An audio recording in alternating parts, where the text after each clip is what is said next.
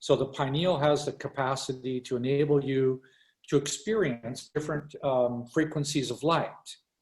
It also creates, obviously, the balance between serotonin and melatonin, and it's everything to do with happiness or arousal. It has everything to do with the brain chemistry function.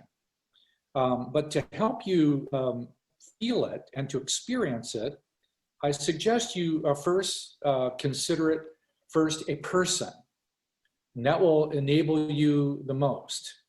By that, I would suggest that each one of the glands in the body, they are conduits of specific emotional memory from different parts of your family tree. So the one related to the pineal is from your mother's family, and that's related to your mother's father's mother. Your great-grandmother is the grandmother of the skin and the grandmother of the pineal. So if you will just exercise as much as you can, some gratitude and appreciation, some as much pure compassion as you can to identify and feel this particular great-grandmother that is your genetic and biological great-grandmother. She corresponds to this particular location. And you might just imagine, which is a function also on the feminine side, is imagine, be a small child, walk up to this woman of any structure or beauty that you like, and walk up to her and give her a hug and thank her for being your grandmother. And to enable you to experience that, this particular location, its nature symbol is snow. So it's pristine snow falling, and the experience is silence, because it's out of the pristine silence things arrive. And the pineal is the guardian and the gate to the experience of receiving pristine silence. So if you see your great-grandmother dressed in white and being barefoot in the snow with flowers blooming everywhere, and you give her a compassionate, warm gratitude and hug, you're well on your way to experiencing the usefulness of the pineal. And if you just feel that emotionally, it will enable you to have a whole different relationship to your pineal and your brain. There are exercises that I would recommend, and one of those is exercises about polishing your pineal. Now, I've done this many times, and I've had a wide variety of profound experiences that are very experiential. And then when you have experiences in that way, you'll be much more motivated to come back and do something more enthusiastic. But I suggest that you use music, and my favorite for the pineal is violin. And the reason for that, it's a long, continuous note. And this location, the sound is long and continuous, like a violin sound. Violin is one of the highest instruments on earth when it comes to working with the pineal. Obviously, drums are down below, and there's guitar and piano in the middle and so on, and trumpet near the forehead, but that's more on the pituitary side. But the pineal is more violin. And I have a couple of suggestions about what music to use, but I suggest that you in your own imagination, you hold a small ball about a little bit larger than a grape, maybe, a white, pure ball, and you imagine yourself with the bow of the violin. You practice yourself playing the music, and you're passionately using the bow of the violin to shine and focus your attention and your feeling.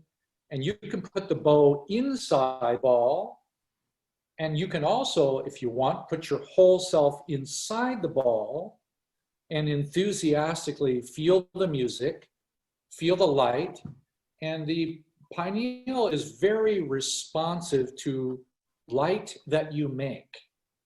It's responsive to light around you. That's why it's responsible for the serotonin, melatonin, circadian rhythm function, but it's very responsive to your experience of the creation of light. I would suggest that you use some natural light. I like to use a wide range of flower colors, and lately I've enjoyed using the northern lights, beautiful photography of the northern lights, because they are very much some of the highest natural lights on Earth. So this is just some ideas about feeling it, but I really encourage you to fall in love with your pineal, and then ask your guides, ask your celestial guide to show you how to feel it. Ask them for assistance, because right now, for me, the veil between us and the spirit world is very thin, and our ability to be able to communicate with the spirit world is at an all-time high. I don't know of any time it's ever been higher than it is right now. And our opportunity to use all of the experiences that are occurring on Earth, because it's really giving us the opportunity to open to spirit and receive the experiences that are available to us to come through the pineal.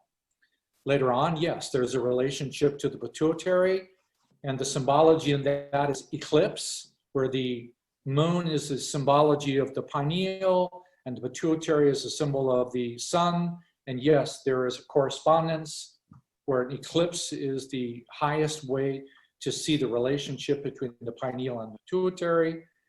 But first and foremost, find that pituitary, and it is available to you. There are experiences where you will experience, if you practice at all, the taste of honey in your upper palate, because the pineal really does have a taste like honey. I've experienced it myself. There are experiences that you can have in the pineal, which are, if you've ever heard of the unbearable bliss, that is where your bliss is the pineal. And there are definitely experiences where the bliss is unbearable. I've had experiences with the unbearable bliss where it was unbearable for about 4 hours, and I'm begging it to stop, because the intensity is like having dry ice dribble through the middle of your brain, but it's pure bliss. So sooner or later, these intrinsic gates of 6 and 5, 4, 3, 2, and 1, these are the operational facilitators of consciousness. And it's just plain practical that you find them and use them and learn to feel them. And my urgency for you is to always feel it first as a person. And that will take it out of the conceptual realm of just being in the mind. If you feel it as a person, whether it's the thymus or the pericardium or any other part of the body that you want to go to, I urge you to consider it as a person, and then have an emotional relationship to it with a sincere desire to want to experience it. I guess the question I have about all that is, yes, you mentioned the bliss and all that, but then what's the effect? Is it because then you open up to spiritual realms? Does it change you personally?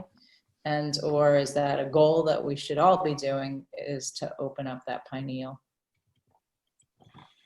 Well, if that's a question, yes, the pineal is there to be experienced, utilized, and in some degree or another opened. And no, you won't ever be the same when it starts to open, and you should not ever be the same anyway, but the ability to be able to move upward. And it's true that this time period on Earth is that everybody has a conspiracy theory of some kind. In my attitude, yes, all conspiracy theories are true in some form or another, but the pineal is one of the higher ones because it's the experience of being sensitive to spirits. Opening the pineal is an opening to spirit. So this challenges whatever you hold to be true about spirits and the spirit world. So, and then this is also for many people, this is the place of panic, anxiety, OCD. This is a whole series of difficult places in the upper brain. So you're better off going into this location and doing everything possible to feel it. And that's probably the most significant part, is the compassionate desire to want to feel it inside your body.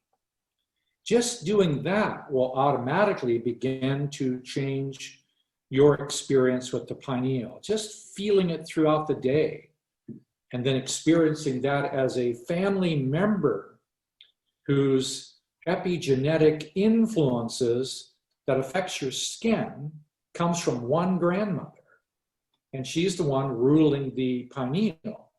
So I would suggest, if you don't know your mother's father's mother, that you do everything possible to fall in love with her and see what you can do about being able to emotionally embrace what's there, so that you don't really need to take it with you when you take it with you into the spirit world. This time period on the earth, this is a very significant time. And you're likely to be hearing a lot more about colors in the sky. And this is the time period, even though in the Hopi prophecies, about the rainbow dragons and the colors in the sky. And this is a place of colors. At the end of every blade of grass, there is a flower. At the tip of every branch of every tree on earth, there is a flower. At the top of mankind's progression, there are flowers. The specific kind of flower that you exhibit and or access really depends on your own desire to want to experience it. So you're not likely to have a pineal experience without the desire to want to experience it. If you see the fountain at the top of the head, that's pretty much ruled by the pineal. This is a fairly accurate diagram of the circulation of energy around the human body and through the human body from the feet up through the top of the head. And these are circuits or orbits. And the color you see in the background is the pink. And the number 6 of the pineal is actually supported by the female side or the left side of the heart. And that's the number 4 side of the heart is the pink side of the heart. And if you look closely, there is a physical heart in the picture. And it's the ability to be able to receive love, not judge, allow, invite. The experiences from 3, 2, and 1 are pretty much mandatory, and they're going to arrive whether you like it or not. Experiences at 4, 5, and 6 are more voluntary, and they're available for you to want to participate in. Now, this particular drawing is fairly accurate. And the color of the blue light is, there's a blue light like this. It's a powder blue phosphorus light. I've seen this light, it's real. And it is on all living things, but is particularly strong on mammals because they have a particular central nervous system function that accelerates the function of the pineal. So if you could just even see yourself like this, and the desire to want to feel more, realize more, grow more, and then go into the pineal and polish that And I'd like to give you just a few seconds, maybe 30 seconds of a piece of music while we're just listening. That'll give you an idea of what it would feel like. This is a particular violin piece.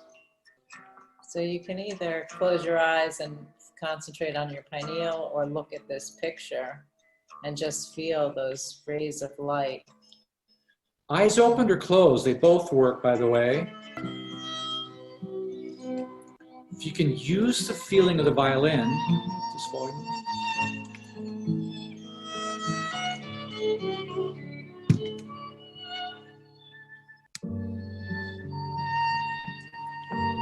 Use this very high sound to clean the pineal. Just imagine polishing enthusiastically your own pineal.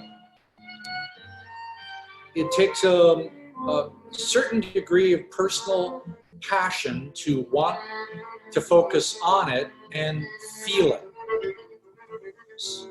There's many forms of really good violin, but this is to me a solo violin.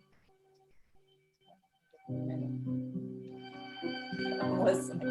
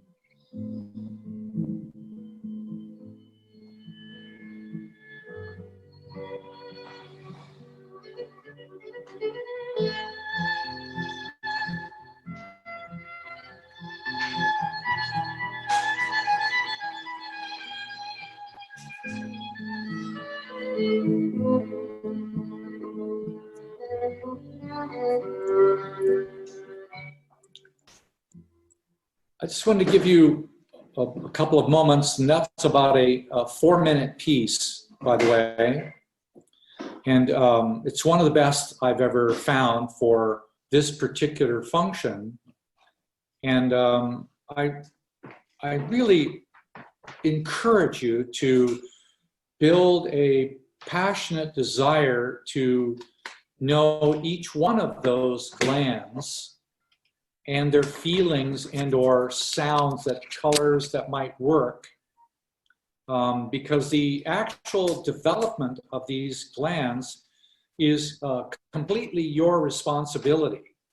No spirit will do it for you. Nobody else will come in and do it for you. It's really 100% of your own emotional commitment to experience that. So that's my offering in this, and I hope it's of some use. There's other pieces, but they really respond to the degree of your own desire to feel them.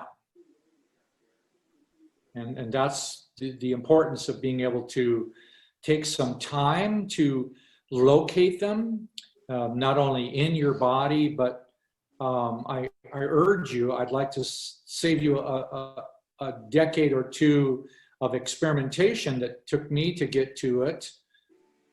Make it a person. To simply do something, for example, if I wanted to contact peace, I can meditate on peace for a decade and have a series of experiences. But when peace becomes my mother's mother, a person, it produces a whole different effect and makes it more literally human and accessible. Now that's true with all of the glands. They are actually scripted and formed in some form by the ancestral memory associated with that part of the family tree. Your great-grandparents are actively, energetically at least, engaged in your glands. and your body systems and so on and so on. So the only way to get through family is to get through them. The only way to get through family is to face them. Yeah, it's interesting because I know you talked about past lives, Kelly, and I think there's that piece, but there's also the whole ancestral piece, you know, our family lineage, the heritage. So much of what happened in the past, like, lands at our footsteps, literally. And then we actually are kind of left with it all.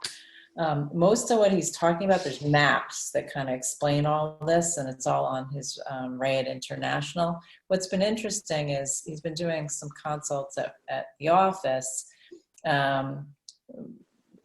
specifically with some of my patients that are really struggling.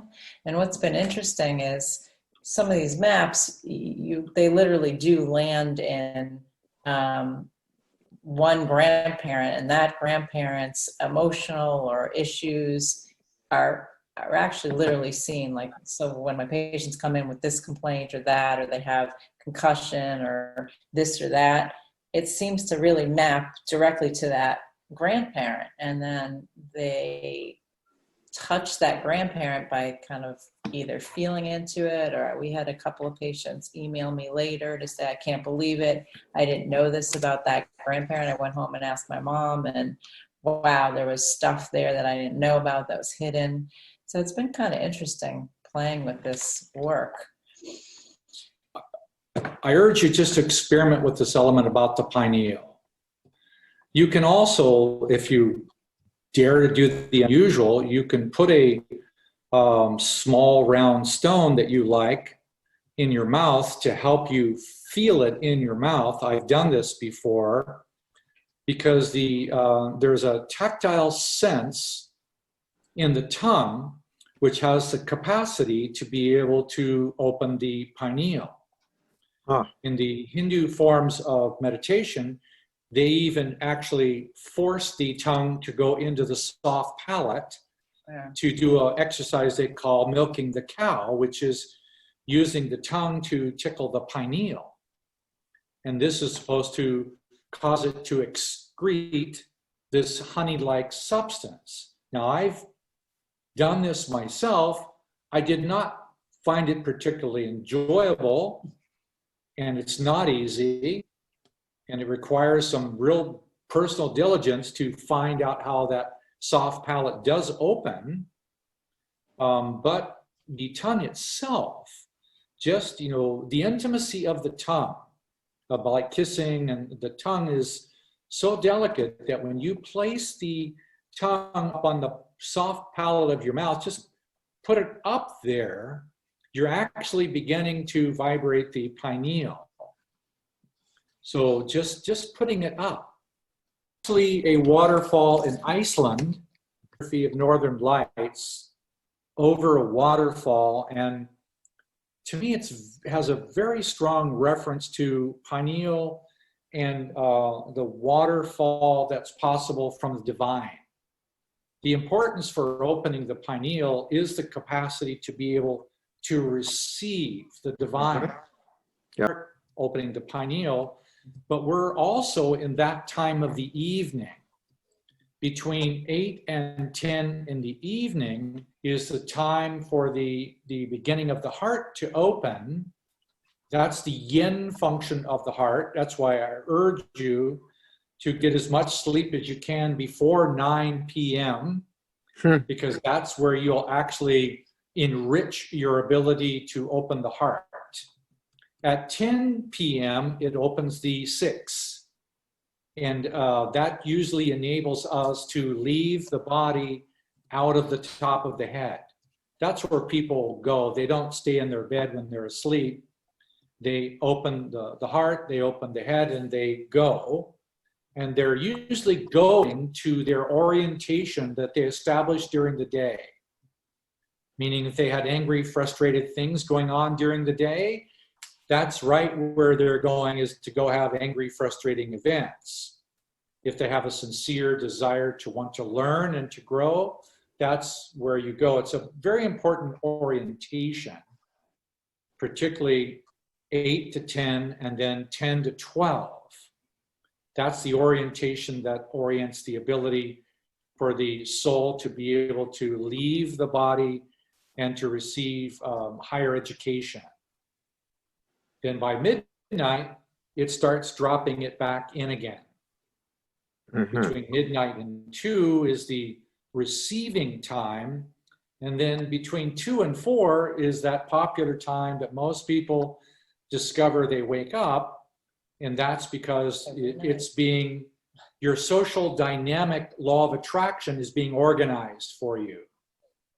Between 2 and 4, it's a particular time period where social dynamics, you're processing your life experiences with actual people in this lifetime between 2 and 4. And most people by 4, they'll start to slip back to sleep again, because that's a time period of individual actualization. If you really want to grow, I urge that you get up by 4. 4 to 5 is an individual time, and 5 to 6 is a different time, and then comes the sunrise phenomena. But that's a whole nother subject.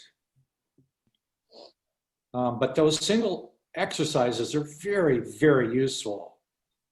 There's only been 3 or 4 locations that I've found to be so profoundly important. Pineal, obviously heart. The third one for me is spine. So I've got a series of exercises. At another time, we could talk about the vertebrae of the spine and the bone, why it's so important, and why all the vertebrae are like the piano keyboard, and there's a series of notes and feelings, and why it's important to take your attention fully inside of your spine. And there's some suggestions I could make about how to do that. Some of my most extraordinary events have been as a result of going inside my spine with photography, bone crystals, and going inside and learning how to access it. And then a series of experiences that arrive that are quite motivating when you have them.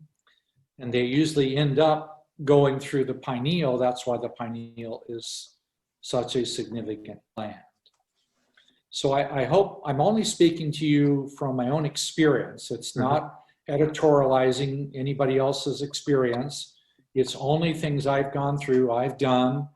And these are the ones that I've found to be, by the way, safe. I've not had a difficult experience. And I've taught this to thousands of other people and haven't had anybody else have a difficult experience. There are other locations that are dangerous that I don't even, do exercises with myself anymore because of their capacity to unleash energy that my nervous system is not currently prepared to be able to handle that much voltage. I still have a ways to go to get my lug nuts all tightened up in order to be able to open those currents. It's quite clear that I need to stay away from some.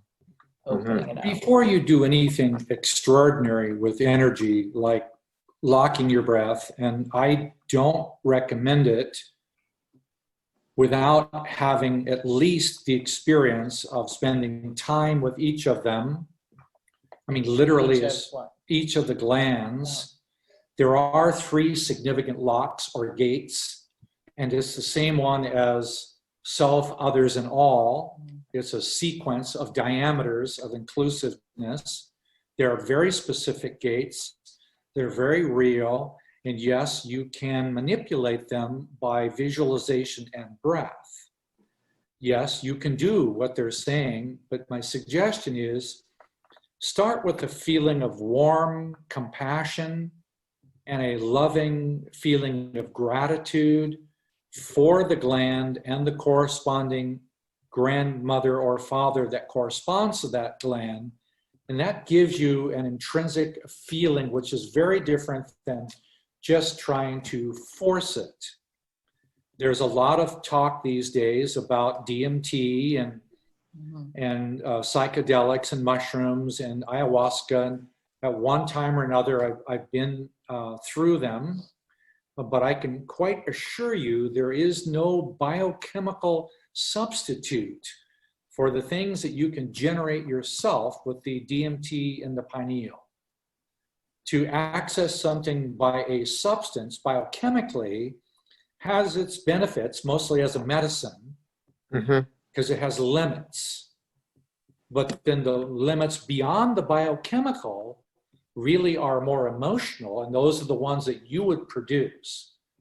I do recommend certain biochemical forms of being able to equilibrate the human body, but I always want to go back to the living experience that this is, my whole chakra system is made up of people and relationships.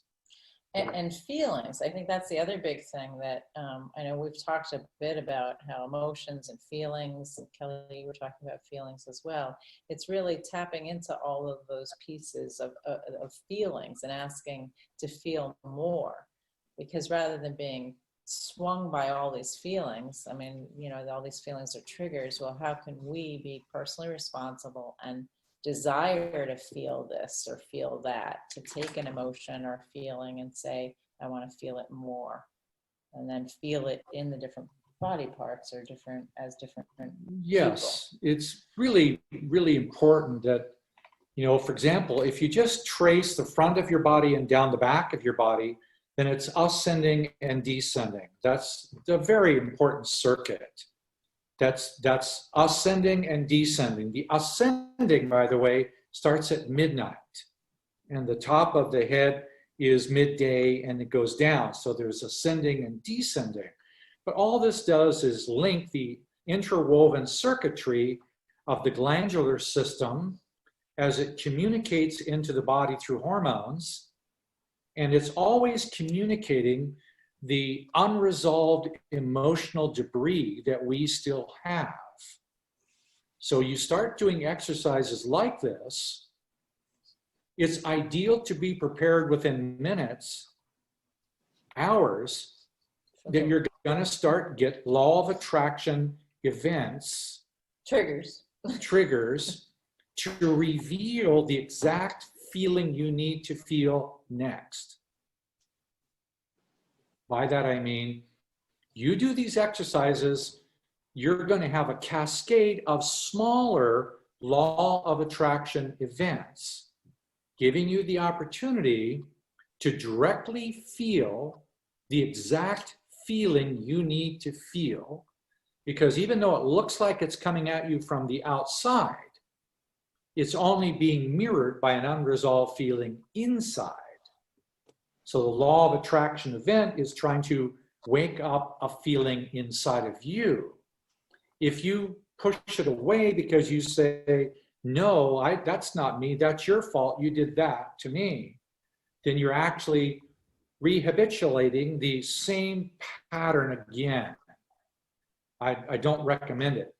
My suggestion is you take a momentary law of attraction emotion and you have a singular arc of it to come back and through you, through the heart, and you have a sincere desire to know the truth about this feeling and every feeling like this I've ever denied.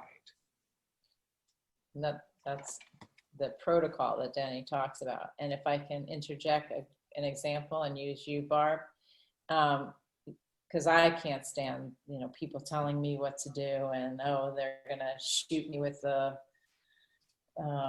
thermometer or make me wear a mask or whatever. But looking at that trigger as, okay, well, show me the truth about that. Where is that coming from? You know, what in me is getting upset by that? Whether, same thing with my kids, you know, when the kids say something, okay, why did I get so triggered by that? Show me the truth about it. Where else have I felt this? You know, when you start asking those questions, you realize it wasn't the person with the thermometer. It was, you know, the second grade teacher or, my mother yelling at me when I messed something up in the house or whatever it was. But it's a rich opportunity to really feel those feelings that were stuffed, because they get stuffed in our bodies. And so can we just, gently bring them towards us, not be like, hey, don't do that, but hey, bring it in. Let me feel some more of this. It's been an interesting experience learning this stuff and doing it. Another time I would be delighted just to take you through small pieces, 30 to 45 seconds of a piece of music that corresponds to each one of these locations to help you get a sense of the feel about it. Sure. And there's a very distinct difference between the drum beat of marching and melody that has 3 different levels, the yang power masculine movement ones, and the softer fluid ones. There's a very distinct difference, and the differences in the music and the feeling of it really does match the body systems and the glands pretty well. But I really urge you at this stage of where we are, do it with your eyes open and then do it with your eyes closed. Just go down the street actually feeling your meditation being on a gland or an organ, a body system, and you can correspond that to symbols in nature. And may I just give you one, if you don't mind? One of my favorites is the thymus. I've had remarkable experiences in the thymus. I know that it's not a popular gland, but it's one of my most popular glands because of the experiences I've had there. And for those of you who may not know, the thymus sits right on top of the heart. Yeah. And for small children, it can cover 1/2 to 2/3 of the heart. But as you get older, and particularly in older people, it shrivels up and separates from the heart. So the thymus is basically kind of numb. And by the way, the heart is covered by a skin. Almost 80% of it is covered by a skin called the pericardium. Yeah. And that skin is the skin where the painful memories are stored. And that leads to what's called the heart of stone. Every human being on earth has a heart of stone, but they don't know it. But the thymus sits right on top of it. And to give you a feeling of the thymus, the one species in nature that has the largest thymus as a percentage of body weight is a songbird. So songbirds, they have this wonderful, song-making capacity, and it's all right there, and it's very, very much thymus, and that's an energy which is a joyful, childlike, thunderous awakening of the feeling of what the thymus is really like. Now, each one of the glands and organs in the whole sequence has its own unique feeling. And that's what's really valuable, is to be able to locate it, understand the anatomy of it, and the colors or the sounds. Yeah, it's all part of recognizing all these different parts, all the different chakras, and seeing them as personas, personalities, our ancestors, and then utilizing sound, movement, music, lights, visuals, I would even say smell, and aromatherapies or flower essences as an immersive healing experience. So, these are things that we can kind of explore and play with. But for now, I didn't really think we'd get into all of this, but that's kind of cool, the pineal stuff. Thank you for your patience with my enthusiasm on the pineal. No, that's great. My own understanding of the whole matter is, if we clear something, we do clear it upward into the family tree. And by clearing it backward, that causes it to ripple downward for other people. So in other words, having everybody do what you're saying sounds like, boy, that's a lot of work. But having people go and clear so that others get cleared sounds to be a more humane principle that I thought that in general, there's a benevolence around us that it would hold. Yes, something like that. Yeah, that to me makes more sense. I don't think Denny feels that way, but do It you? does to me too. It does to me too. That what we clear, it has an effect downline and backline. Right. It's true. It's not my experience. What we do definitively 100% affects forward to anybody under the age of 7. So that means my children, my grandchildren, my great-grandchildren, unconceived, they are definitely affected by everything I'm doing.